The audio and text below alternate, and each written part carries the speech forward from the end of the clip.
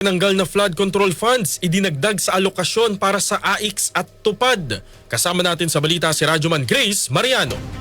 Nagdesisyon ang mga kongresistang kasapi ng Budget Amendments Review Subcommittee na dagdagan ng pondo para sa tulong panghanap buhay para sa ating disadvantaged o displaced workers o ang TUPAD program ng Department of Labor and Employment at Assistance to Individuals in Crisis Situations o AIX program ng Department of Social Welfare and Development. Ang salaping idadagdag sa mga programang TUPAD at AIX ay hinugot sa 255 billion pesos na alokasyon sa flood control programs na ibinawas sa pondo ng Department of Public Works and Highways para sa susunod na taon. 32.6 billion pesos ang halagang idadagdag sa AIX habang 14.82 billion pesos naman sa TUPAD o kabuang 46 billion pesos. Dahil dito ay umakyat sa 59.5 billion pesos ang panukalang pondo para sa AIX sa susunod na taon mula sa 26.9 billion pesos habang tumaas naman sa 26.9 billion pesos ang 12.1 billion pesos na proposed TUPAD budget. Ang dagdag na pondo para sa AIX at TUPAD ay isinulong ni House Minority Leader at 4-piece party list Representative Marcelino Libanan at walang tumutol sa mga miyembro ng subcommittee.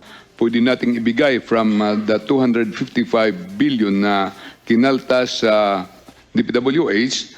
Ang proposal ko po ay mag-allocate po tayo ng 32 billion 63 million para sa AIX program ng DSWD.